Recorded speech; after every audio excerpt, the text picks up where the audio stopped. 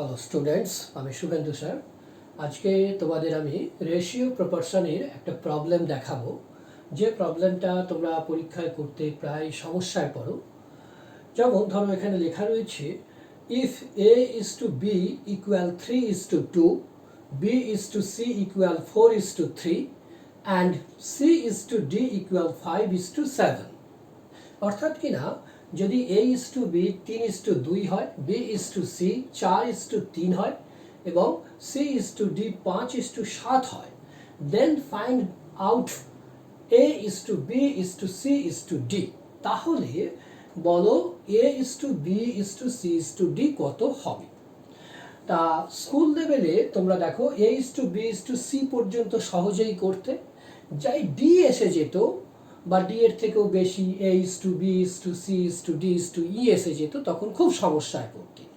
তা এখানে আমি যে পদ্ধতিটা দেখাবো সেটা যদি তোমরা ফলো করো তাহলে দেখবে A is to B is to C is to D কেন, যদি এইভাবে জেড পর্যন্তও দেয়া থাকে তুমি অনায়াসেই করে ফেলবে।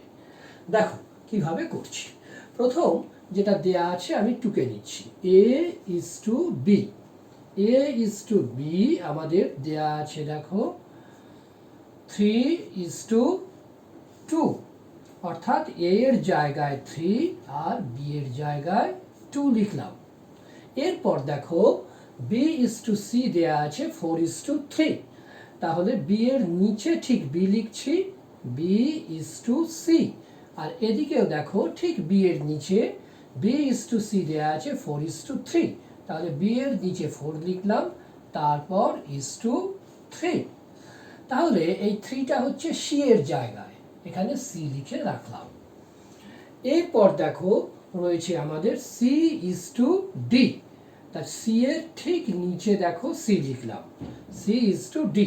তাহলে এদিকেও দেখো সি ইজ টু ডি যে দেয়া আছে 5:7, সেটা ঠিক সি এর নিচে লিখছি 5, সি ইজ টু ডি দেয়া আছে 5:7, 5:7। এরপর দেখো আমি একটা লাইন টেনে দিলাম, লাইন টেনে দিয়ে এদিকে এটা এ এর জায়গা এ লিখলাম, ইজ টু, এটা দেখো বি এর জায়গা, পরপর বিগুলো এখানে আর লিখছি না, এ ইজ টু বি। আর এটা হচ্ছে সি এর জায়গা, সিটা আর এখানে লিখছি না, বুঝতেই পারছো সি এর জায়গা। আর এটা হচ্ছে ডি, ডি এর জায়গা, এই বরাবর সব ডি রয়েছে। যাই হোক, এই হলো আমার লেফট সাইডে A is to B is to C is to D, যেটা আমরা বের করতে চাইছি। আর রাইট সাইডে দেখো ফার্স্ট যে লাইনটা, প্রথম যে লাইনটা এ ইজ টু বি আছে 3:2, কি রয়েছে 3:2। তারপর দেখো এই সি এর জায়গাটা ফাঁকা রয়েছে, ব্ল্যাঙ্ক রয়েছে, আর এটা হচ্ছে আমাদের ডি এর জায়গা, এটাও দেখো ডি এর জায়গাটাও ব্ল্যাঙ্ক রয়েছে। তা এই ব্ল্যাঙ্কগুলো, এই ফাঁকাগুলো কিভাবে আমি ফিল আপ করব। তা দেখো এই লাইন বরাবর, এই লাইন বরাবর হরাইজন্টালি দেখো এই লাইন বরাবর সি আর ডি এই ফাঁকা জায়গার কাছে আছে 2 আছে, 3 কিন্তু নয়। তাহলে সেই 2কে দেখে আমি এখানে 2 বসিয়ে দিলাম। ঠিক একইভাবে দেখো এইখানে এই যে দ্বিতীয় লাইনে যখন আসছি এর জায়গায় একটা ফাঁকা রয়েছে, তাহলে এর ফাঁকা জায়গার কাছে দ্বিতীয় লাইন, এটা সেকেন্ড লাইন, সেকেন্ড লাইনে এ, এই যে এর ফাঁকা জায়গার কাছে কে আছে 4, দেখে 4কে বসালাম। আবার দেখো এখানে ডি এর জায়গাটাও ফাঁকা রয়েছে, কিন্তু ডি এর কাছে কিন্তু 4 নেই, ডি এর কাছে কে আছে 3, ডি এর কাছে 3 আছে দেখে 3 বসিয়ে দিলাম। ঠিক এইভাবে এরপর দেখো লাস্ট লাইনটা, অর্থাৎ লাইন ওয়াইজ আমরা ফিল আপ করছি। লাস্ট লাইনে দেখো এই যে এর জায়গায় ব্ল্যাঙ্ক রয়েছে, ফাঁকা রয়েছে, বি এর জায়গাতেও ব্ল্যাঙ্ক রয়েছে, ফাঁকা রয়েছে, আর এই ফাঁকা জায়গার কাছে কিন্তু 5 আছে, 7 না, 7 দূরে আছে। তাহলে এই 5কে দেখে এই ফাঁকা জায়গা দুটোতে পরপর 5 বসিয়ে দিলাম। এইভাবে পুরো ফিল আপ হয়ে গেল।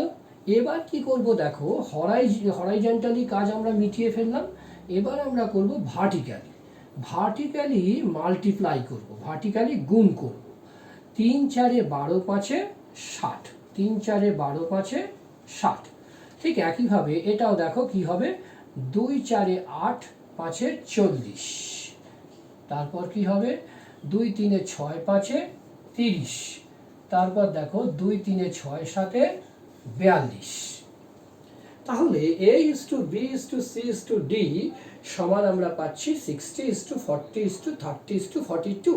কিন্তু রেশিওর নিয়ম কি, যদি কাটা যায় তাহলে কেটে ছোট করে রাখতে হবে। আবার কাটা যাওয়ার ব্যাপারে কি দুটো বা তিনটিকে কাটা গেলে হবে না, এখানে চারটে মেম্বার রয়েছে, দেখো 60, 40, 30, 42 চারটেকেই কাটা যেতে হবে। সেটা আমরা কি দিয়ে কাটতে পারি, যদি 2 দিয়ে কাটি, 2 30-এ 60, 2 20 40, 2 15 30, 2 21-এ 42। দেখো 2 দিয়ে কাটা যাবে। তারপর ধরো তুমি কাটতে গেলে 5 দিয়ে কাটছো, 5 6 30, 5 4 20, 5 3 15, কিন্তু 21কে তো পারবে না, তাহলে আর কাটা যাবে না। তাহলে কাটার নিয়মটা কি, যে কটা মেম্বার আছে, এখানে চারটে মেম্বার আছে, চারটেকেই কাটা যেতে হবে। তাহলে এইভাবে আমরা এখানে আনসারটা কি পেলাম, A is to B is to C is to D equal 30:20:15:21। এই প্রসেসটা যদি তোমরা ফলো করো তাহলে কি হবে, খুব সহজেই A is to B is to C is to D, তারপরও যদি E F দেয়া থাকে অনায়াসেই তোমরা করে ফেলবে। আজকে আমাদের আলোচনা এই পর্যন্ত রইল।